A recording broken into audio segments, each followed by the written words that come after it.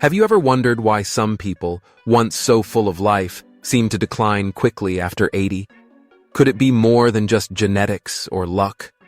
What if there are hidden factors quietly shaping how long and how well we live? In today's video, we're uncovering 5 unexpected reasons why most older people struggle to live past 80. These are insights often overlooked, yet they hold the power to change the way you or your loved ones age.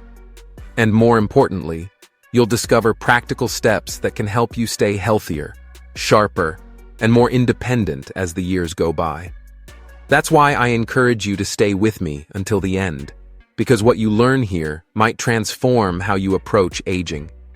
If you find this video valuable, please support it by liking, subscribing, and turning on the bell so you won't miss future lessons.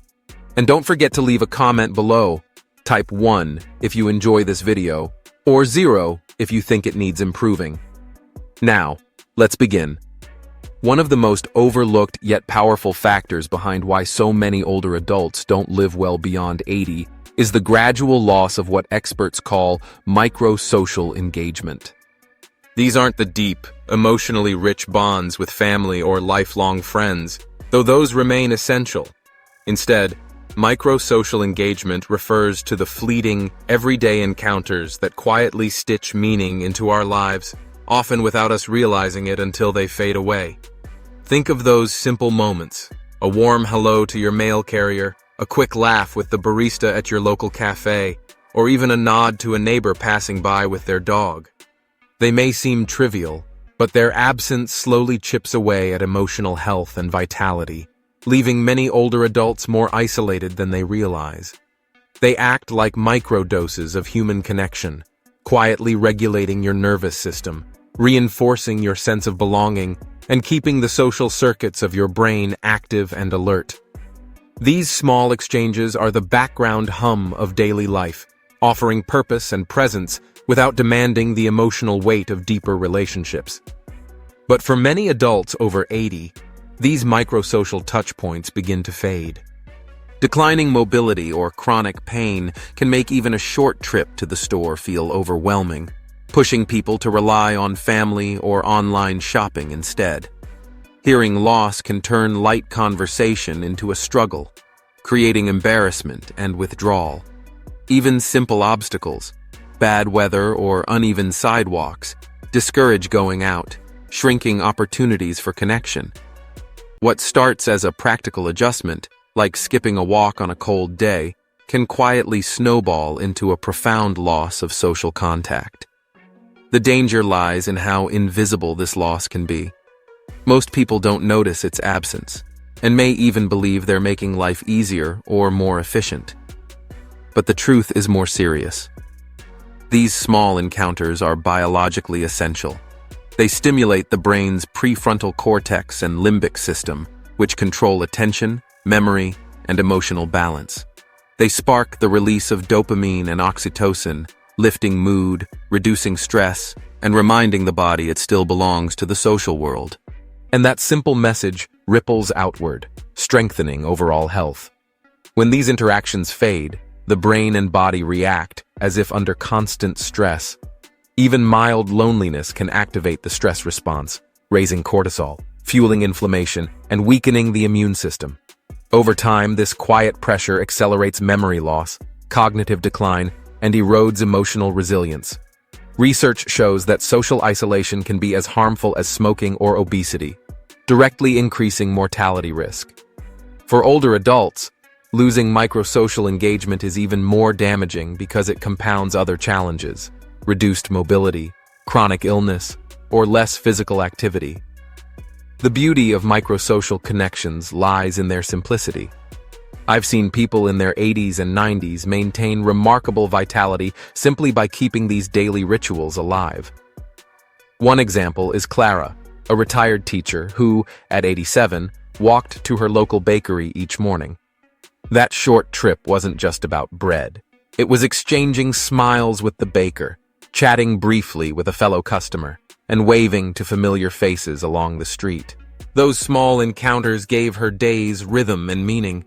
They reminded her she was noticed, that she mattered. When arthritis set in, her family urged her to stop, but she continued with a cane and shorter walks. Her determination wasn't stubbornness, it was her way of holding on to the social threads that anchored her life. To counter this loss, older adults must be intentional in seeking out these moments, no matter how small. It may be a kind word to a cashier, joining a local event, or simply sitting on a park bench to greet passers-by. These gestures may feel minor, but they carry the weight of connection, health, and dignity. For those with mobility or sensory challenges, technology can help bridge the gap. Video calls with neighbors or joining online community groups can recreate some of the benefits of face-to-face contact. The key is understanding that these moments, however brief, are not optional. They are nourishment, as essential to longevity as a balanced diet or daily exercise. By making micro-social engagement a priority, older adults send a vital message to both brain and body. You are still here. You are still connected. You are still alive. Now, let's move to another silent but powerful factor that shortens life after 80: overcautious inactivity. On the surface, it may look like wisdom. After all, caution is often linked to experience and prudence. But there's a fine line between taking sensible precautions and letting fear quietly dictate daily choices. And when that line is crossed, the effects may not appear right away, but they are always cumulative. Often it begins with a single moment. Maybe you tripped on a loose step or felt a sudden wobble on an uneven sidewalk. That memory lingers, and suddenly certain activities seem too risky. Walks in the park are avoided. Bending to reach a low shelf feels unsafe. Even climbing into the back seat of a car becomes something to resist. Family and friends often encourage this caution, telling you not to push yourself or to take it easy. Their intentions are kind, but this well-meant advice can unintentionally pave the way to a sedentary lifestyle that slowly erodes both physical and mental vitality. The body isn't built for prolonged stillness. Unlike a machine that saves energy when idle, the human body thrives on movement, much like a garden that flourishes only with regular care. When activity slows, the consequences spread quickly. Muscles begin to shrink, especially the core muscles that support stability, posture, and essential movements like standing or rising from a chair. Even a short period of inactivity can cause measurable muscle loss, weakening balance and coordination. This sets off a vicious cycle. As balance declines, the fear of falling grows stronger, leading to even less movement and faster decline. Consider Walter, an 82-year-old former carpenter. He once enjoyed a mile-long walk every evening in his neighborhood, but after slipping on a wet sidewalk, he chose to stop altogether, worried about another fall. The fall itself left no lasting injury, just a scare and a bruised ego. Yet that single moment changed his habits completely. Within 6 months, his muscle mass dropped noticeably. His legs felt shaky, stairs became exhausting, and his doctor explained that inactivity, not age, was the main reason for his decline. Walter didn't grow weak because of age alone. He became weak because he stopped walking. That distinction is crucial. Overcautious inactivity is not an unavoidable part of aging. It is often a quiet, unconscious choice, but one that can be reversed with intention. Managing risk should never mean eliminating movement altogether. Simple adjustments can make all the difference. Handrails, supportive shoes, or a cane can keep you steady while allowing you to stay active. Gentle practices like physical therapy, tai chi, or water aerobics can rebuild strength and restore confidence, breaking the cycle of fear and immobility. The rewards of movement reach far beyond muscle health. Regular activity sharpens the mind, lowers the risk of depression, and lifts mood. It strengthens the heart, improves circulation, balances blood sugar, and reduces inflammation. Most importantly, it reminds the body that it is still capable, still valuable, still alive. For older adults, the goal is not marathons or heavy lifting. It's steady, purposeful movement. Whether it's a walk around the block, light stretching, or simple household tasks, the key is to ask, am I avoiding this out of fear? By choosing action over hesitation, you protect strength, independence, and the joy of living. Number 3. Disrupted sleep cycles caused by irregular light exposure. Deep inside the human body lies a silent clock that governs nearly every system, the circadian rhythm. This invisible timekeeper regulates mood, metabolism, immune defenses, and even the brain's ability to repair itself during sleep. For those over 80, the circadian rhythm grows increasingly fragile, and one of the biggest disruptors is irregular exposure to light. Too little sunlight during the day and too much artificial light at night. What seems like a small imbalance can trigger a cascade of problems, accelerating both physical and cognitive decline. The circadian rhythm depends heavily on light cues to stay in sync. Bright, natural light in the morning tells the brain to suppress melatonin, the sleep hormone, and boost energy and alertness. As daylight fades, melatonin rises again, preparing the body for deep, restorative rest. Yet for many older adults, this rhythm is thrown off by lifestyle changes. Less time outdoors due to mobility issues, cold weather, or limited access to safe spaces reduces morning light exposure. Meanwhile, evenings are often filled with television, tablets, or bright lamps, delaying melatonin release and making quality sleep harder to achieve. Frequent daytime naps in well-lit rooms add to the confusion, leaving the body unsure when to rest. Over time, these disruptions lead to fragmented sleep, daytime fatigue, unstable mood, weaker immunity, memory lapses, and a greater risk of cognitive decline. The role of light goes even further. Regular exposure to natural sunlight supports the production of vitamin D, vital for bone strength, muscle health, and immune resilience. Without it, the body quietly loses one of its most powerful defenses against aging. After 80, the skin's ability to produce vitamin D weakens, making daily time outdoors even more essential. Low vitamin D is closely linked to fractures, muscle weakness, and chronic disease, all of which quietly erode quality of life and longevity. Take the case of Helen, an 84-year-old woman who struggled with constant fatigue, confusion, and low mood. Her tests showed no clear medical cause, no new prescriptions, no diet issues, no infections. Suspecting a disrupted circadian rhythm, her doctor offered a simple solution. Spend 20 minutes each morning near an open window, soaking in natural light, and avoid screens or bright lamps an hour before bedtime. Within just 2 weeks, Helen's sleep improved, her memory sharpened, and her spirits lifted. The answer wasn't a pill or a procedure. It was a return to the natural rhythm her body had been missing. Restoring circadian health doesn't require drastic change, but it does require intention. Even a few minutes of morning light on a balcony or near a window can make a difference.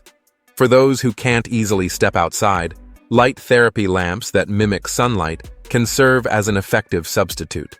In the evening, dimming indoor lights and reducing screen use helps the body wind down naturally. These aren't minor adjustments. They're a biological reset, keeping the body's internal clock in harmony. Aging isn't only the result of wear and tear. It's often the loss of balance, when vital systems fall out of sync. By protecting circadian rhythm and prioritizing light exposure, older adults remind their bodies, we are still in rhythm, still engaged, still alive. And this alignment doesn't just add years, it adds clarity, energy, and purpose to the years we already have. The passing of a spouse, the loss of a sibling, the farewell to lifelong friends, and in some heartbreaking cases, even the death of a child. These are not events that simply fade with time. They accumulate, weaving themselves into the very fabric of a person's life. While society may offer brief condolences, a kind word, or a gentle nod, the lasting impact of such losses often goes unspoken. And that impact reaches not only the heart and mind, but also the body. At this stage of life, grief is not always expressed through tears or visible sorrow. For many, it takes the form of emotional suppression, quietly bottling up pain rather than allowing it to surface. This often comes from social expectations or personal beliefs. The idea that one should be strong by now, or that few people remain who can truly understand the depth of the loss. Older adults may feel pressured to wear a mask of composure, assuring others they are fine, even as their inner world is heavy with unspoken emotions. But the body never forgets what the mind tries to bury. Unexpressed grief, whether sadness, anger, or longing, doesn't disappear. It embeds itself within, surfacing in ways that are both subtle and profound. Over time, this hidden emotional weight can trigger physical consequences. Suppressed stress weakens the immune system, leaving the body more vulnerable to illness. It can disrupt digestion, diminish appetite, or create ongoing stomach discomfort. Sleep, too, often suffers, with restless nights and insomnia quietly wearing down resilience. Hormonal imbalances may emerge, and the nervous system can remain stuck in a low-grade state of tension, as if braced for another blow. On the outside, a person may appear calm, polite, even stoic. They go through their routines, answer questions about their well-being with composure, and rarely draw attention to their inner struggles. But the body often reveals what words conceal. Shoulders slump slightly, as though weighed down by an invisible burden. Breathing grows shallow, hinting at emotions held inside. The spark that once lit their personality, their zest for life, begins to fade, leaving them a shadow of their former self. These shifts may not immediately be tied to grief, especially if years have passed, but the connection is often quietly present beneath the surface. Take the story of George, an 86-year-old widower who lost his wife of 60 years. George wasn't one to cry or openly display sorrow. He insisted he was coping just fine. Yet within a year of her passing, his health declined in ways no medical test could fully explain. He lost weight, not from disease, but from a fading appetite. He stopped going to the senior center where he once found joy. His sleep became restless, leaving him drained and withdrawn. These changes were not born from a single illness, but from grief left unspoken. Grief that had quietly settled into his body. The reality is that emotional pain doesn't have to be loud to be destructive. Even silent, suppressed sorrow can slowly erode health. Thriving beyond 80 depends not only on physical resilience, but on the ability to release and process emotions rather than bury them. The ability to process and express emotions in a safe, supportive space is essential. This might mean confiding in a trusted friend who listens without judgment, a family member who encourages open conversation, or even a therapist who helps untangle decades of unspoken feelings. For some, it may take the form of private practices, like journaling, prayer, or creative outlets such as painting or music, that allow emotions to flow freely. Expression itself is transformative. Simply saying, "I miss her," "I'm still angry," or "I feel alone," can release a heavy burden, giving the heart space to breathe again. When emotions are acknowledged instead of hidden, the body responds with lower stress, deeper sleep, and a stronger immune system. Those who live long and vibrant lives almost always have an outlet for their feelings. It might be a weekly coffee date, a community group, or a simple ritual that honors their emotions. The form matters less than the function. What is expressed can be healed, but what stays buried often festers quietly, undermining both body and mind. And for those carrying grief not by choice but because they never had the space or permission to release it, it's important to know, it's never too late. Making room for these emotions is more than self-care. It's a vital step in protecting life itself, because the heart can only carry so much before it begins to weaken. True longevity requires the freedom to feel, to grieve, and to heal. Only then can life after 80 move beyond survival into years that are still rich, connected, and deeply alive. Thank you for spending your valuable time with me. One of the most overlooked reasons many people struggle to thrive past 80 is the gradual loss of daily purpose. It doesn't have to be a grand life mission or lofty goal. Often, it's the simple reasons that give us the spark to rise each morning. It's the small rituals and connections that bring rhythm to our days. Brewing a morning cup of coffee, tending a garden, visiting a neighbor, or finishing a familiar task.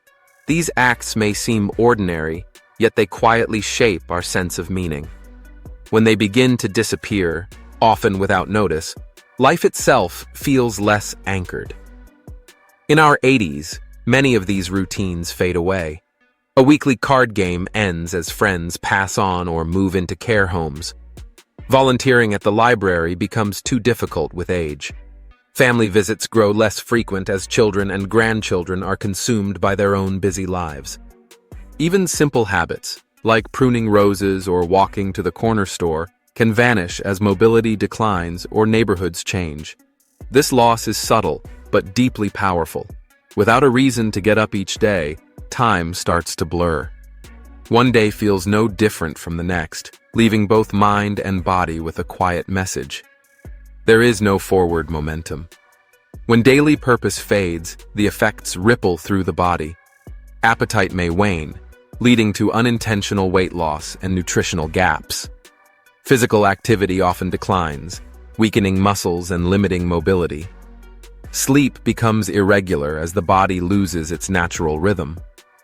Over time, vital systems, the heart, immune defenses, even the brain, slow down, not because they are beyond repair, but because they no longer have a reason to stay active.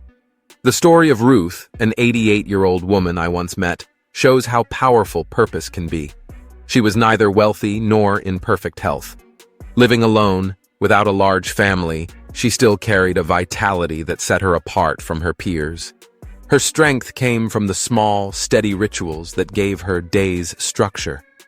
Every Monday, she wrote postcards to shut-ins from her church, keeping connection alive. On Thursdays, she cooked and froze soup for a local shelter, a simple but meaningful act of giving. And each afternoon at 4 p.m., she sat by her window to greet neighborhood children as they walked home, learning their names and exchanging waves that built a quiet sense of belonging.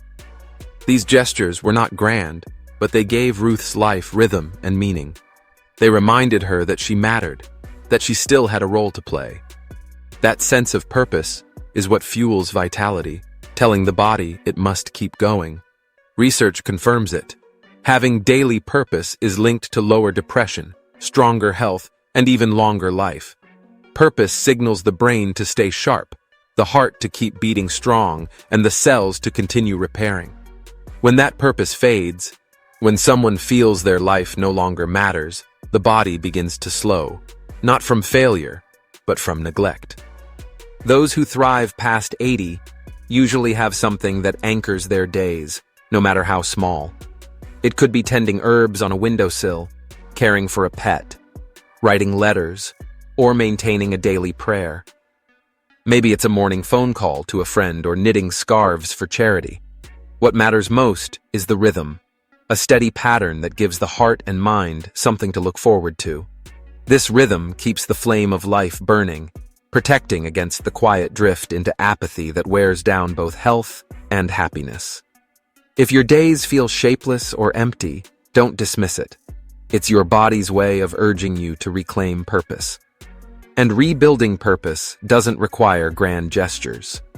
It might begin with a small daily goal, reading a chapter of a book, watering a plant, or simply calling a friend. It can grow into joining a community group, trying a new hobby, or contributing in even the smallest way to the world around you. The true goal is to create a reason to rise each morning, a spark that reminds the body it is still needed. Longevity is not only about a heart that keeps beating or a body that still functions. It's about the desire of the heart to keep going, the mind's hunger to stay engaged, and the soul's quiet wish to still matter. Purpose, even in the simplest form, ties these elements together, shaping a life that feels full, connected, and worth living well into later years. By nurturing this sense of purpose, your days can remain vibrant, your health strong, and your spirit alive, no matter the challenges that come with aging. Today, we've explored 5 overlooked reasons why many struggle to thrive beyond 80, from the loss of micro-social connections to the gradual fading of daily purpose, and how these small shifts can make a profound difference in how we age. Now, I'd love to hear from you. What's one lesson from this video that you can apply to your own life? Share your thoughts in the comments below. And if you found this message valuable, don't forget to like, share, and subscribe for more insights that inspire and guide you toward healthier, more fulfilling years ahead. I wish you good health, happiness, and peace. And remember to subscribe to my channel, Healthy Aging Blueprint.